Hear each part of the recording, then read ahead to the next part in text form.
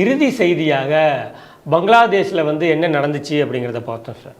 Almost 1 month ஆகுது. August 5ஆம் தேதி அந்நாட்டினுடைய பிரதமர் ஷேக் ஹசீனா அவர்கள் நாட்டை விட்டு வெளியேறி இந்தியாவில் அடைக்கலம் புகுந்தார்.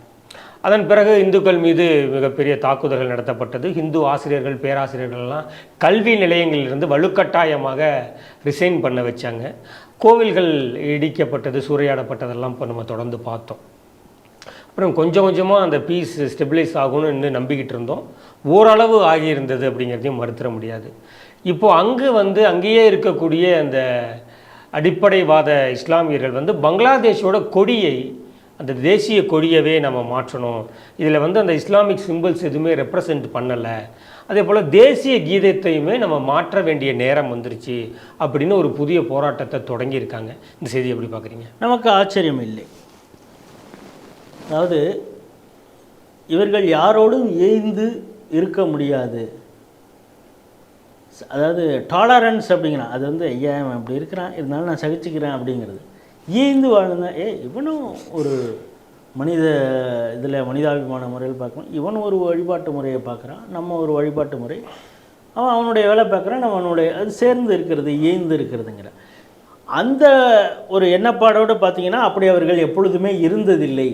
அவர்களுக்கான நேரம் வரை அவர்கள் காத்திருப்பார்கள். அதற்கான நேரம் வந்தால் அந்த மாற்று சிந்தனை கொண்டவர்களை அழித்து நொறுக்கி எரித்து என்னென்னலாம் பண்ணணுமோ, கத்தியால் குத்தி துப்பாக்கியால் சுட்டு தூக்கு கயிற்றில் ஏற்றி கொன்னேன் அப்படின்னு விவேக் காமெடி வரும்ல, அது மாதிரி செய்யக்கூடியவர்கள் தான். இப்போ அப்படித்தான் பங்களாதேஷில் நடந்திருக்கு. நீங்கள் ஒரு விஷயம் சொன்னீங்க புறப்போக்கில், என்னென்னா இப்பொழுது கொஞ்சம் பீஸ் இருக்கிறதே அதை நாம் மறுக்க முடியாதுன்னு.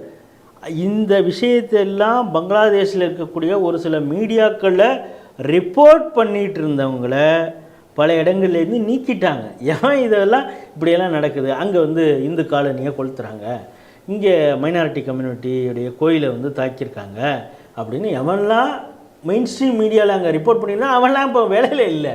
அப்புறம் எப்படி அது நியூஸாக வெளியில் வரும்? இன்னொன்று, இந்த டாகேஸ்வர் கோயிலில் போய் நின்றுக்கிட்டு இஸ்கான் இவங்களையும் பார்த்துட்டு ரொம்ப வருத்தமாக தான் இருக்குது, தாக்குதலாம் நடத்தியிருக்காங்க, கூடிய வரையில் சரியாகும் அப்படி இப்படின்னு யூனஸ் பேசினவுடனே பார்த்தீர்களா நடவடிக்கை எடுக்க ஆரம்பித்து விட்டார். இதற்காக தான் இன்டர்வியூம் ஆளாக இவரை வந்து நம்ம செலக்ட் பண்ணியிருக்கோன்னு அமெரிக்கா கொடுத்த முட்டு, அந்த கொடுத்த அமெரிக்காவுடைய கை காசுக்காக இங்கே வேலை பார்க்கக்கூடிய மீடியாக்களில் இருக்கக்கூடிய ரிப்போர்ட்டர்ஸாக இருக்கட்டும், அது வந்து நேரேட்டிவ் செட் பண்ணக்கூடிய எழுத்தாளர்கள், ஜேர்னலிஸ்ட் வந்து அங்கே சீக்கிரம் சரியாயிடும். ஆனால் இவங்க எக்ஸாஜரேட், அதை யூனுஸும் இப்பொழுது சொல்லியிருக்கிறார், இந்துக்கள் மீது தாக்குதல் நடந்து கொண்டு இருக்கிறது என்பது எக்ஸாஜரேட் செய்யப்படுகிறது. எப்படி ஒரு நேரத்தில் ஒத்துக்கொண்டவர் இப்பொழுது எக்ஸாஜரேட் பண்ணுறாங்க. என்ன எக்ஸாஜரேட் பண்ணுறாங்க? அதாவது 2 நாள் முன்னாடி ஒரு சம்பவம் நடக்குது, ஒரு பிளாஸ்மிக் கேஸ், அதாவது இஸ்லாமிய மதத்தை வந்து கிண்டல் செய்து கேலி செய்து சமூக வலைத்தளத்தில் ஒரு இந்து வந்து பதிவு பண்ணிட்டான ஒரு பையன். சரி, அவனை உடனே கொண்டாந்து நிறுத்துகிறாங்க போலீஸ் ஸ்டேஷன். உடனே அரெஸ்ட் பண்ணது, நீ வந்து மத மோதலை தூண்டுற வா அப்படின்னு ஜெயிலில் கொண்டாந்து வைக்கிறாங்க. இதுதானே எந்த ஒரு நாடாக இருந்தாலும் அரசியல் சட்டம் அதுதான். மதத்தை தூண்டுவது மாதிரி, மத மோதலை தூண்டுவது மாதிரி இருந்தால் அவனை அரெஸ்ட் பண்ணும். அந்த டாக்காவில் இருக்கக்கூடிய அந்த காவல் நிலையத்தில் அவனை அரெஸ்ட் பண்ணி வைக்கிறாங்க. இஸ்லாமிய அமைப்புகள், ஜமாத்தே இஸ்லாமி, இப்போ இந்த ராயப்பேட்டையில் பிடிச்சாங்களே இஸ்புல் தஹ்ரீர், அந்த அமைப்பு எல்லாம் போயிட்டு நான் அவங்களோட பேசணும், அவன் வந்து எங்கள் மதத்தை என்ன என்று தெரியாமல் பேசிவிட்டான், அவனுக்கு நாங்கள் வந்து ஒரு பாடம் போட்டணும், ஆனால் எங்களுக்கு கோபம் இருக்குது, அவனுக்கு மீது நீ எங்களுடைய கடவுளையும் நாங்கள் வணங்கத்தக்கவரையும் நீ வந்து கேவலமாக சொல்லிட்டியா அப்படின்னு சொல்லி எங்கள் கோவத்தை நாங்கள் தீர்த்துக்கிறதுக்காக அவன் மேலே ஒரு செருப்பு மாலை மட்டும் போட்டுடுறான், எங்களுக்கு அந்த கோபம் இருக்குது, அவனை நீங்கள் விட்டுட்டு அடுத்த 5 நிமிஷத்தில் உங்கள்கிட்ட ஒப்படைக்கிறோம் அப்படின்னு சொல்கிறாங்க. முடியாதுன்னு இந்த போலீஸ்னா வேறு வழி இல்லாமல் இவங்க அழுத்தம் கொடுத்தோடனே அவர்கிட்ட பேச்சுவார்த்தை நடந்து கொண்டு இருக்கும்பொழுதே அந்த பையனை இழுத்துடுறாங்க. பிறகு அவர்கள் என்ன செய்வார்களோ அதை செய்து அந்த பையனுடைய ரத்தம் ஒருத்தவன் மேலே விழுந்திருக்கு. அதை வந்து வெளியில் வந்துட்டு அவன் சொல்கிறது, எனது கையால் நான் கொன்னேன், நான் அவ்வளவு புண்ணியமான அந்த காரியத்தை செஞ்சேன், என் உடம்புல இருக்கு பாரு அந்த ரத்தம், இதெல்லாம் நம்மளுடைய சொல்கிறான். அவங்க மதத்துக்கு என்ன சொல்லியிருக்கா அந்த விஷயத்தெல்லாம் சொல்லிவிட்டு உடனே அதை சொன்ன உடனே அங்கே இருக்கக்கூடிய கூட்டத்தினர் எல்லாம் கொண்டாடுறாங்க. இது பங்களாதேஷில் நடந்தது. அதே நாளில் இந்த சம்பவம் நடந்த நாளில் இந்தியாவில் ஒரு விஷயம் நடந்தது. அது நமக்கு அதை விட ரொம்ப துக்ககரமான ஒரு விஷயமா இருந்தது. என்னென்னா, கன்ஹையாலால் டெய்லர் நமக்கு தெரியும், ராஜஸ்தானில். அவரை 2 பேர் நுபுர் சர்மாவுடைய விஷயத்தை வாட்ஸ்அப்பில் வச்சுருந்தார் அப்படின்னு சொல்லி அவரை அந்த கடைக்கு போகிறது மாதிரி போயிட்டு 2 பேரும் அங்கே இருக்கக்கூடிய கத்திரிக்கோளாலேயே கதற கொன்னது. அவரை பெயிலில் விட்டானுங்க. நீதிமன்றம் பெயிலில் விட்டுருச்சு. அந்த இறந்தவருடைய பையன் சொல்கிறான், இது எந்த வகையில் நியாயம்? நாங்கள் கொன்னோங்கிறத வீடியோகிராஃபாக பண்ணியிருக்கோம், இதுக்கு மேலே என்ன ஆதாரம்? எப்படி நீங்கள் அவரை பெயிலில் விடுறீங்க அப்படின்னு கேட்டிருக்கான்.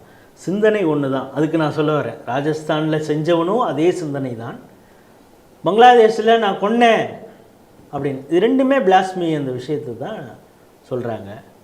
இதெல்லாம் இங்கே நடந்திருக்கு, அதை உட்காந்து ஸ்ட்ரீட் டிவியில் என்ன பேசிகிட்டு இருக்கேன் அப்படின்னு சொல்லி இப்போ கமெண்ட்லேயே போடுவாங்க. உங்களுக்கு காலையிலேருந்து நைட்டு வரைக்கும் அதுதான் உங்களுடைய வேலையாடான ஒரு நண்பர் உடனே கமெண்ட்டை போடுவார். நம்ம இங்கே வேலூரில் நகைக்கடைக்காரர் அவர் வாட்ஸ்அப் ஸ்டேட்டஸ் வச்சுருந்தார். என்னென்னா, இந்து கடவுள்களே சாத்தான் அப்படின்னு ஒருத்தர் பிரச்சாரம் பண்ணுறார். பாருங்கள், இப்படியெல்லாம் பண்ணிகிட்ருக்காங்க அப்படின்னு தான் அவர் ஸ்டேட்டஸ் வச்சார். 200 பேர் திரண்டிட்டான். நம்ம இதில் என்ன எடுத்துக்கணுன்னா, கன்ஹையாலாலுக்கு நடந்தது மாதிரியோ அந்த பங்களாதேஷில் நடந்ததுக்கு மாதிரியோ நடக்கலை, அவரை காப்பாற்றிடுச்சு போலீஸு அப்படின்னு நம்ம எடுத்துக்கிறதா, அந்த 200 பேர் திரண்டதுனால வேறு வழி இல்லாமல் அரெஸ்ட் பண்ணாங்க அப்படின்னு எடுத்துக்கிறதான்னு தெரில. இது எதுக்குன்னா, வேலூரில் அவங்க ஃபுல் மெஜாரிட்டி கிடையாது, பங்களாதேஷில் அங்கே வந்தாச்சு, வந்ததுனால தான் கொடியை மாற்று இதை மாற்று. இதில் என்ன கொடுமைன்னா, பாகிஸ்தானிலிருந்து அந்த கிழக்கு பாகிஸ்தான், அதான் பங்களாதேஷ், இந்தியாவும் உதவியது 1971 நடந்த அந்த வரலாறுலாம் நம்ம திரும்ப சொல்ல தேவையில்லை, அது எல்லாருக்கும் தெரியும்.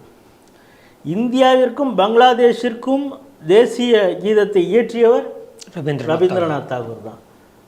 சரி, இந்த ஃப்ளாக் அதை டிசைன் பண்ணவரும் ஒரு இந்து தான், பங்களா பேசக்கூடிய ஒரு இந்து. இப்போ சிக்கல் எங்கே இருக்குதுன்னு நீங்கள் புரிஞ்சுக்கங்க.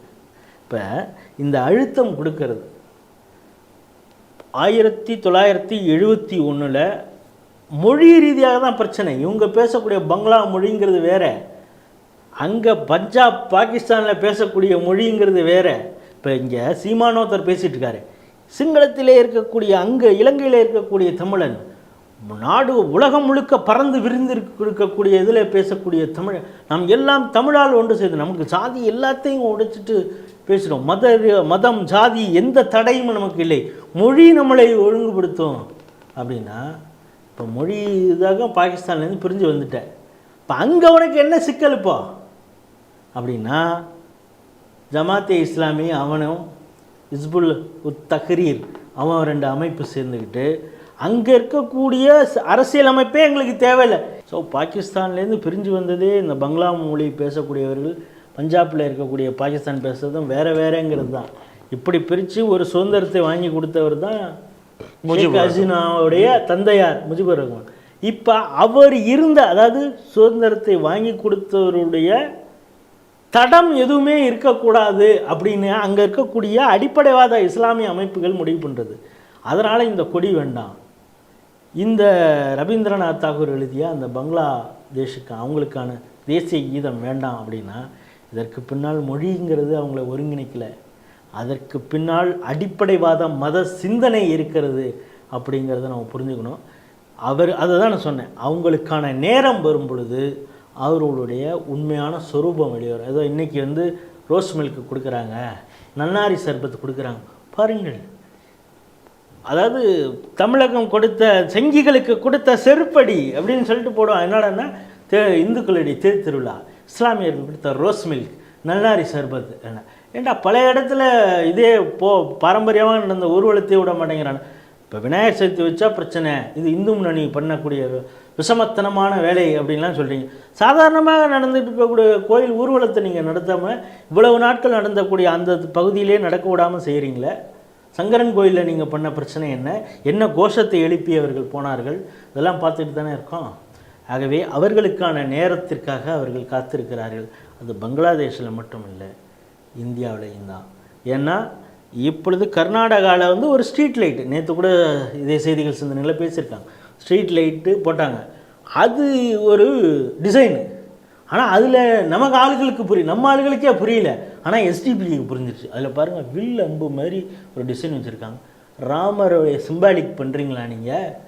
போட்டிருக்கிற ஸ்ட்ரீட் லைட்லாம் எடுத்துட்டாங்க கர்நாடகா கவர்மெண்ட். அழுத்தம் கொடுத்தது எஸ்டிபிஐ. எஸ்டிபிஐடைய இன்னொரு முகம் என்னென்னா கர்நாடக அரசுக்கு தெரியும், பாப்புலர் ஃப்ரண்ட், தடை செய்யப்பட்ட பாப்புலர் ஃப்ரண்டு. அதனால் என்ன சொல்லுது, அவன் சொல்லிட்டான். அதாவது எவ்வளவு கோடி செலவு பண்ணியிருப்பாங்க ஸ்ட்ரீட் லைட்டுக்கு, அந்த டிசைனை பார்த்துட்டு அவன் எதிர்ப்பு தெரிவிச்சிட்டானா உடனே எடுத்துட்டாங்க. காரணம் என்னென்னா அவங்க ஓட் பேங்க் அங்கே காட்டியிருக்காங்க. எஸ்டிபிஐ பல இடங்களில் வந்து நாங்கள் தோத்தாலும் பரவாயில்ல, இது காங்கிரஸில் இருக்கக்கூடிய முஸ்லீமுக்கு ஓட்டு போடு, அவன் நாளைக்கு அமைச்சராக வருவான், நான் சொன்னதை செய்வான் அப்படின்னு சொல்லியிருக்காங்க. இந்த சிந்தனை அவர்களுக்கு இருக்கிறது. இந்த சிந்தனை எப்பொழுது இந்துக்களுக்கு புரியுதோ அப்போ நம்ம நிம்மதியாக வாழ முடியும். ஏதோ 82% இங்கே இந்துக்கள் இருக்கிறார்கள், நம்ம சௌக்கியமாக இருக்கலாம் அப்படிங்கிற மனப்பால் யாராவது குடித்தாங்கன்னா இந்த செய்தியிலிருந்து அவர்கள் மாற்றிக்கொள்ளலாம்.